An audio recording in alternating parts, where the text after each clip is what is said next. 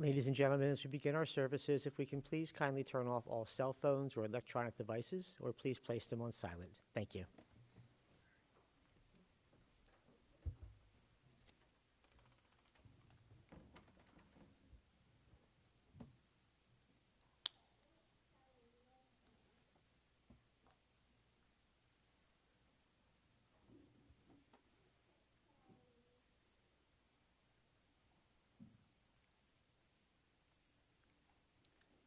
Welcome, everyone. Eshet Chayil Miimsa, a woman of valor who can find, for her worth is far greater than rubies. The heart of her husband does safely trust in her, and through her he has no lack of gain. She does him good and not evil all the days of her life. She seeks wool and flax and works willingly with her hands. She's like the merchant ships, she brings her food from afar. She rises also while it is yet night and gives food to her household and a portion to her maidens. She considers a field and buys it. With the fruit of her hands, she plants a vineyard. She girds her loins with strength and makes strong her arms. She opens her mouth with wisdom, and the law of kindness is on her tongue. She looks well to the ways of her household and eats not the bread of idleness. Her children rise up and call her blessed, and her husband also, and he praises her. Many women have done valiantly, he says, but you exceed them all. End quote. I chose to begin our time together today reading an excerpt from Eshet Chayil, a woman of valor, which comes from chapter 31 of the book of Proverbs. It's sung as a song each Friday at the Shabbat table in celebration of a strong Jewish woman. And today we are brought together in loving memory of Irene Goodfriend, a woman whom I learned demonstrated so many of the characteristics described in Eshet Chayil: caring for her children, her grandchildren, and meeting great-grandchildren, being a devoted wife to her husband of 55 years, the late Sidney, next to whom she will be interred tomorrow at Beth El Cemetery in Paramus, and fashioning a life for herself and for her family. Now, I didn't know Irene in life. I got to see some beautiful photos of her that you prepared. And I learned after I wrote this that I did meet her in life once at Meredith and EJ's wedding. I had the privilege of officiating their wedding and learned that she was counting the fish behind me as I was officiating, so what I wrote is incorrect. But I spent some time speaking with Mick and reading her beautiful obituary. What I learned is that all the characteristics described in Eshet Chayil, of all of them, the one most relevant to Irene is the law of kindness is on her tongue. Mick said to me in no uncertain terms that the most important thing for him that I highlight was that his mother was full of love and kindness and empathy. He stressed that she always put others first. Now, I'm sure I'm not telling you anything you don't know, but she was also known to tell everyone around her, whether it was someone she knew or a total stranger, that their smile was beautiful. The kindness, even at the end of her life, flowed from her. I heard stories of her childhood going to the Rockaways. I learned that she was at Don Drysdale's Perfect Game at Ebbets Field. I learned about her many siblings, her brothers and her sister, whom she loved dearly. I learned about the losses and the pain around the losses of her brother and of her cousin during the war and its effect on her. I learned about her intelligence, her career, her optimism, her joyfulness, and I learned about the deep love that her family has for her. Now today, in addition to honoring Irene, is the Jewish holiday of Tu B'Shvat. a minor yet meaningful holiday on the Jewish calendar. It's the New Year for the trees. It connects us to the oneness of the world and with nature. It's compelling to me that we celebrate a new year for the trees amidst the cold and ick of winter. I led a Seder yesterday, which was the first time I led a Tu B'Shvat Seder with snow on the ground. And while this, too, is a sad and difficult time for the family, we clearly see all the seeds that Irene, along with Sid, planted. And we see its fruit in this loving family. Raising up Irene's memory and her best qualities today, we celebrate her life, her impact, and her continued goodness for herself and through the generations, the seeds that she planted that come after her. So, welcome. Welcome to all of those of you gathered here in person and all those gathered on the live stream as well. On the stream, we especially welcome Irene's son, Dave, who could not be here today for medical reasons, but we welcome his presence into the room. And it was stressed to me, Dave, we know that you were there for her through the end and were so important to her and to her well-being. We hold you, as well as those in the room today who mourn her loss, as we come together to pray for Irene's full and complete rest. And we note that her soul remains bound to the bond of life, to each of you, to each of us. And we offer blessings for the continued elevation of her soul. I'm Rabbi Nathan Weiner. I'm the Director of Jewish Outreach and Engagement for the Jewish Federation of Southern New Jersey and their family of agencies. It's an honor to have gotten the call to walk this stage of the journey with you. So on behalf of myself, my family, the Federation, and our larger Jewish community, we offer sincere condolences to all of you. As I said, it's an honor to be present here with you today, to mourn alongside you, and to celebrate Irene's memory with you. We note that Irene is predeceased by her siblings, Joel, Stanley, Aaron, Lester, Davy, and Bee.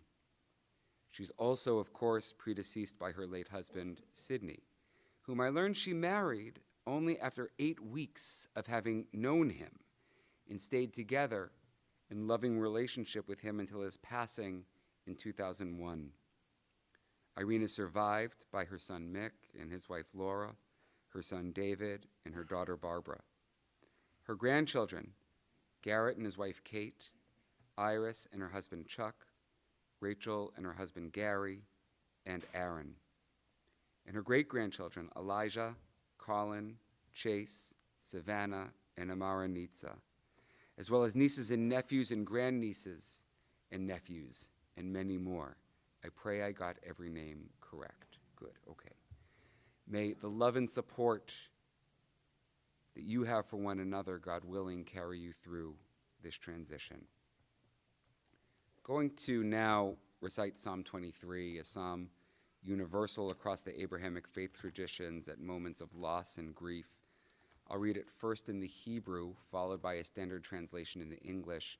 In either language, or both, or neither, if you're comfortable to say it with me, you're welcome to do so. Mizmor LeDavid, Adonai ro'i lo achsar, binot deshe yarbitzeni al mei menuchot yinahaleni, nafshi yeshovev yancheni b'maglei tzedek leman shemo, gam ki elech bagetz al mavet lo irara ki ata imadi, shivtecha umishantecha hema yenachamuni, ta'aroch lefanai shulchan neged zorarai, tishanta v'shemen roshi kosira vaya, ach tov v'chesed yirdefuni kol yemei chayai, v'shavti beveit Adonai le'orech yamim. A Psalm of David. The Lord is my shepherd, I shall not want. He maketh me to lie down in green pastures. He leadeth me beside the still waters. He restoreth my soul. He guideth me in straight paths for his name's sake. Yea, though I walk through the valley of the shadow of death, I will fear no evil, for thou art with me. Thy rod and thy staff, they comfort me. Thou preparest a table before me in the presence of mine enemies. Thou hast anointed my head with oil, my cup runneth over. Surely goodness and mercy shall follow me all the days of my life, and I shall dwell in the house of the Lord forever. Amen. Amen. We're now going to hear from a number of members of the family who are going to offer a hesped or a eulogy to raise up her kavod, her honor. And before I welcome folks up to the bima, I'm going to share some words prepared by her son Dave. I'm reading these. These are his words being read on his behalf. I'm so sorry I am not there with you today. Please forgive me. You think you're prepared for this, but of course you aren't. I remember when I broke my finger in a Little League game, and at the doctor's office my mom started crying. That's the first time I realized how much she loved me. Then there was the time I crushed a bug with my foot, and she said, "Why did you do that?" And in that moment, she taught me to love all living creatures. It was a seminal moment in my life. My mother was sweet and demure, and at the same time, she was a force of nature. I loved the chaos in our house when my dad would come home and ask my mom, "Did you call Speed Queen?" And my mom would answer him right back, and the ensuing discussion and argument would ensue. She started the golden ages back in the mid-60s. It provided transportation and help for seniors. Though this is commonplace now, my mom was one of the first to do it. She loved baseball. She went to the 6th game of the '81 series when the Yankees lost it to the hated Dodgers. After the game, we went to a diner. My mom was furious that they lost. She went off on the manager and gave the whole diner a piece of her mind. I can never forget the one time she came to see my band play. After the second song, my best friend Russ whispered in my ear, "Get it together." I told him there's no way I can play this music in front of my mother, and he's just going to have to put up with it. My mother never got over the loss of her brother Davy in World War II. Till the very end, she talked of him often, and I loved all the stories about Mom and Pop and all my aunts and uncles. Mickey, Laura, and I have struggled to care for her in this last decade. It's the hardest thing I've ever done, and I was so lucky to have done it. She's been in a memory care facility these last few years. The care she received at Arden Courts was extraordinary, and I was there often. She would talk of how she went to the beach every day growing up and how much she loved it. And at this time of overwhelming grief, it's these moments I think of most. I want everyone to know my mother was content and she was happy in her final years. I want to thank Aaron and Rachel and Gary for loving my mother so much. I know that love will continue with beautiful Amara Nitza. I can't thank Laura enough for all she did for my mom through the years. And Mickey, I love him so much. Thank you all for honoring my mother. Now going to first invite up her granddaughter Rachel to share some words.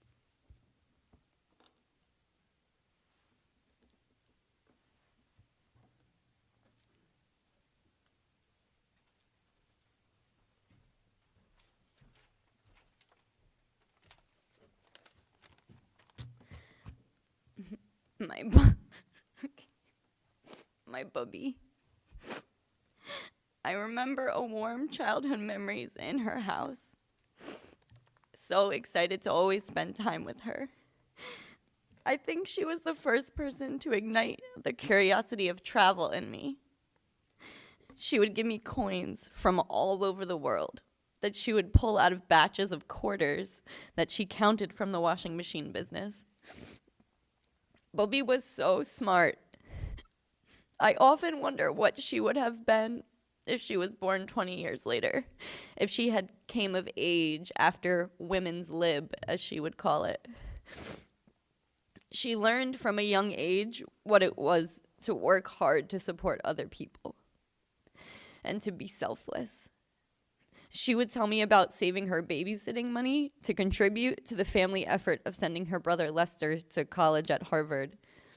She would tell me about how the war years shaped her life, losing her dear cousin and brother Davy to the war, and how she was recruited to become a Morse code operator, a job not many women had back then. About 10 years ago, I did an interview with her as part of an oral history project. I shared it with some of you. And I asked her, what did she think that she had taught us? And she said that she thinks that she's taught us that family is important, which she definitely did teach us. And that doing the right thing is the most important thing. She also shared that it's very important to help other people. Even in times when we don't have much, there's always people that have less. And we should always try to volunteer to help. She instilled in me the ability to put others first in the time of need. I'm still working on being more like her. A calm and centered demeanor throughout. In her words, what will be, will be. It was an honor that she got to spend time with Amara Nitsa, my daughter, her great-granddaughter. They both radiated the biggest smiles when they first saw each other. Amara was just a few months old, and Bubby held her and said, she's going to be a talker. And she was right. We were so lucky to receive Bubby's wisdom for so long on this earth. She was such a remarkable woman, and up until the last days, she smiled and told everybody around her that they had beautiful eyes and that they had a beautiful smile. I think I called to check in on her the night, like hours before she passed, and the nurse had gone in the room and told me that your grandmother just told me that I have a beautiful smile. She went through so much in her life, but she remained so kind despite all of it. And I ask that in her honor, that we all just try to pass on this kindness, that we all try to lift up each other every day, even if it is a small compliment about their eyes or somebody else's smile. I love you, Bubby. Now it's time to...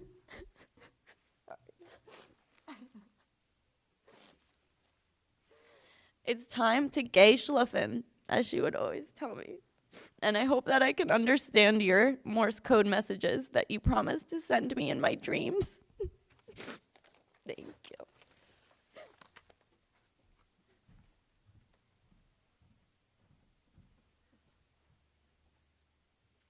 Meredith, share some words.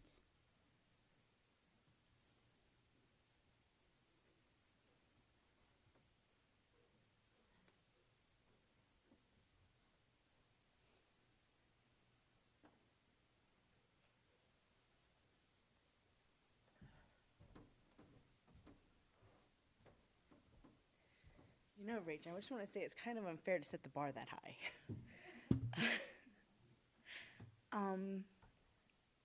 When you talk about Aunt Irene, everyone says kindness. She was literally the embodiment of kindness in every situation, in every hour of her life, in every moment. She always had something nice to say. And she's the kind of person that always told you, eat dessert first and always drink the cup of coffee. She enjoyed everything in life. Everything you would think of when you say you should live with that childish wonder and excitement.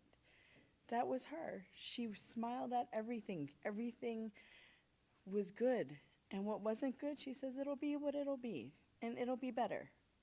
She was the one at the party, even in her 90s, who would see me going up, at a family function or dinner or something, and I'd start doing the dishes. She'd come right up behind me with a rag and, you wash, I dry. She was always pitching in somewhere. And talk about adventure. I think she was 95, and it was right before she went to go live in D.C., and we wanted to have one last hurrah before she went. So we took her to the beach in the coldest weather imaginable. There were not enough layers that we could put on. And as the kids did cartwheels in the sand, her and my mother are bound like this to each other. But she had such that sweet, innocent, childlike enjoyment. And then we sat and we had giant slices of pizza, but probably the size of her head.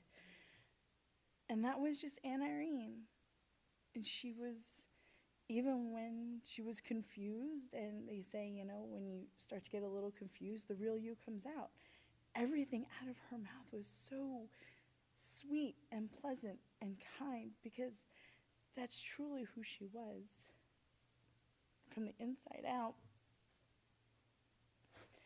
And I think if we take anything away from her moving forward for the rest of our lives,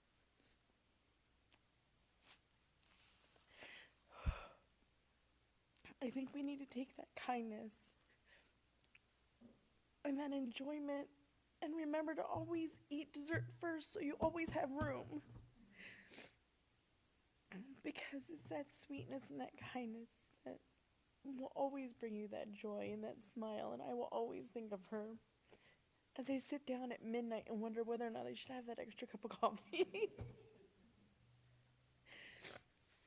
Thank you to Meg and Laura and David for allowing us to help take care of her and allowing us to be in her life in a way that most people wouldn't have. It means a lot that you trusted us with her and that you allowed us to take care of a woman who took care of all of us in so many ways. Thank you.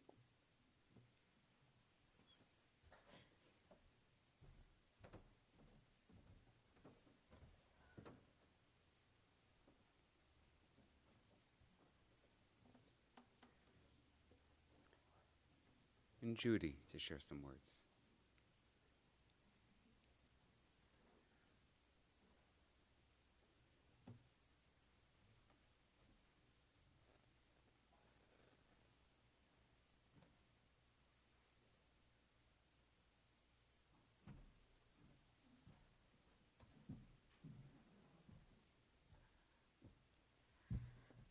Well, I come from a different generation of many of you here.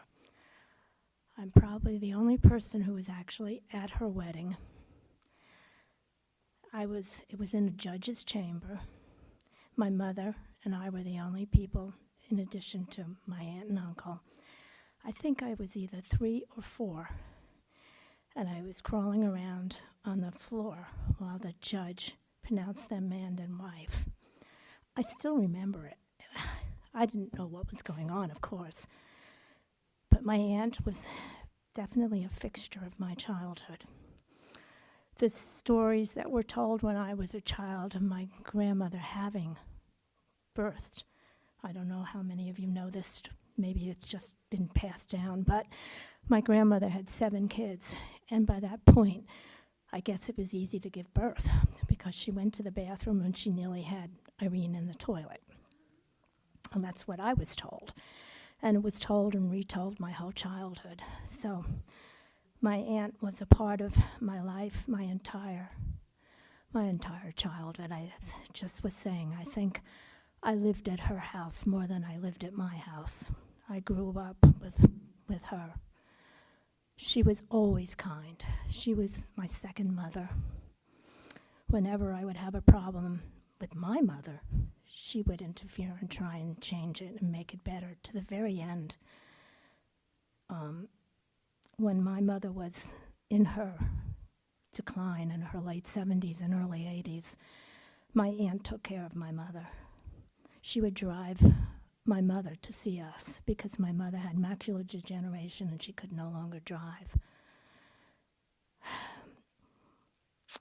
don't know whether I have anything else to say other than I remember Barry, which is just nothing to do with anything except that that dog was a big part of my childhood too. I do remember one other memory, and that is when they bought the house in New Milford. I remember being there, and I remember sitting in the downstairs bedroom, which I think ended up being their office. Yeah, and I was reading The Last of the Mohegans. And people were yelling at me because I wasn't helping. I was just entranced with that book. It's the last of an era. the whole Jason clan. She was closest to me, and she was like a sister. I knew there was something else I wanted to say.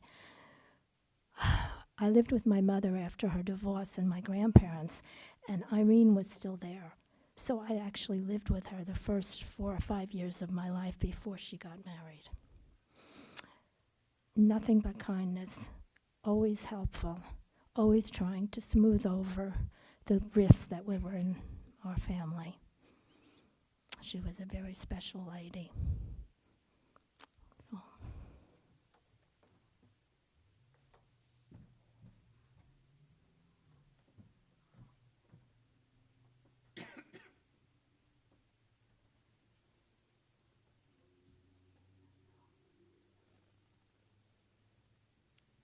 And lastly, Mick.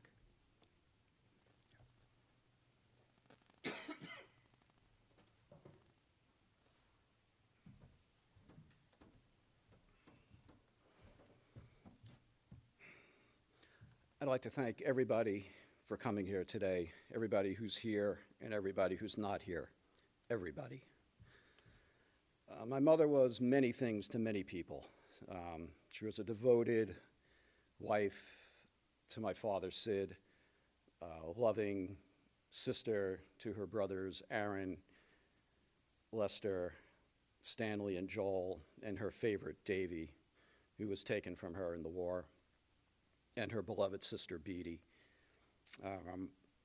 She was just so full of intelligence and empathy, and most of all, love. She knew what to say and when to say it, always. I remember when me and Laura were first married with our son, Aaron. We were living in a small house in Bergenfield, 2-bedroom, 1 bath, not making much money, and we found out that Laura was pregnant. And don't take this the wrong way, Rach, but I was devastated. I was panicked. I was shocked. How was I going to feed this other child? Where were we going to live? Laura, what were you thinking? But my mother, in her infinite wisdom, took me aside and said, look, she said, this is going to turn out to be the best day of your life. And I said, don't tell that to me. I don't want to hear that. And Aaron, don't take this the wrong way, but she was right. It turned out to be a wonderful blessing, and now I have my daughter Rachel, her wonderful husband Gary, and my incredible grandchild Amara Nitsa. There was another point in my life when I was really struggling, and I had more questions than I had answers for. And she saw this, and she just simply said to me, just remember who you are. And that truly got me through it. Remember who you are. She was just so smart. At Rachel's wedding, it was just such a joyous day. And I saw she had caught Gary's Uncle Ricky, now my Uncle Ricky. She had caught his ear, and they were talking for quite a while. And later I went up to Uncle Ricky and I said, I apologize. I know, her memory's going, and I'm sure that now she knows your shoe size and your favorite color, and told you that she couldn't get a date in high school because her 5 brothers would have beat him up. And he said something that was just so special to me and stays with me to this day. He said, that's okay. I can tell that she was a loving, empathetic, wonderful person, because that's what's left of her. And that just meant so much to me. So here we are gathered, not to grieve her death, but to celebrate her life. Not to mourn, we will never see her again, but to have the joy that we had her in our lives, and we're able to share her intelligence, her love. I know that when anyone thinks of Irene Goodfriend, the first thing that pops into their head is her smiling face and the love that she emanated out. In every cemetery you go into, there are countless headstones, monuments, grave markers, all different, but they all have one thing in common.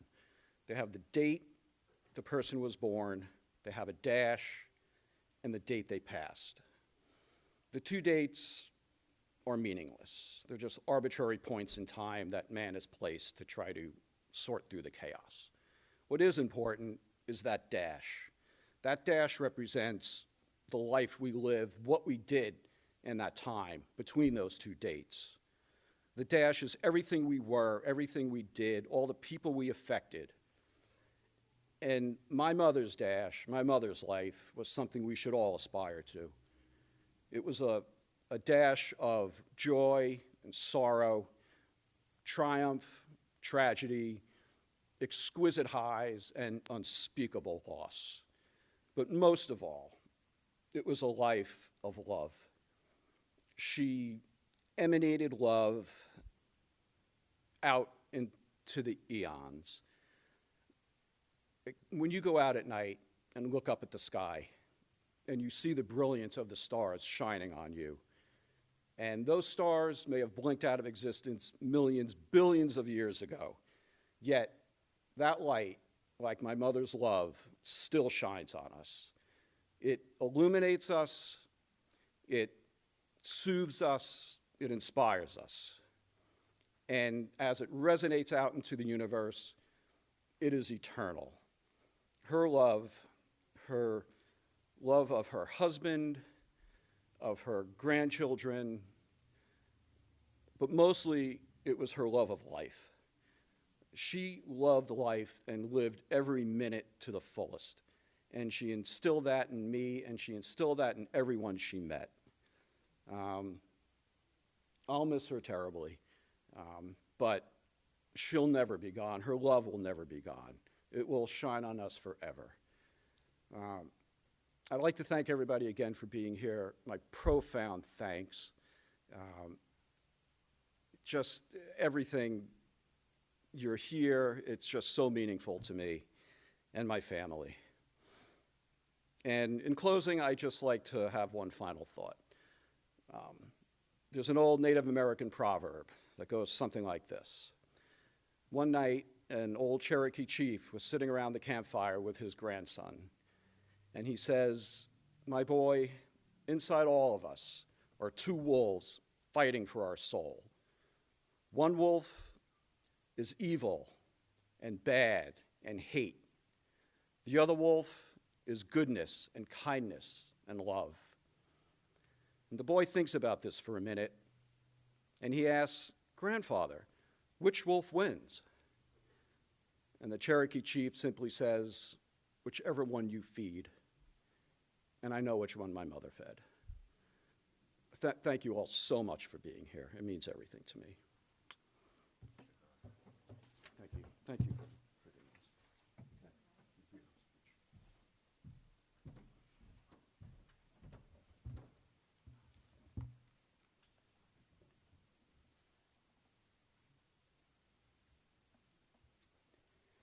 It's with these beautiful thoughts and memories and intentions in mind that we move to El Malei Rachamim, the central prayer of a Jewish memorial service, which asks that Irene's soul be granted true rest on the wings of God's divine presence. I'll read it first in the English, followed by chanting it in the Hebrew. If it's physically comfortable for you to do so, I invite you to please rise.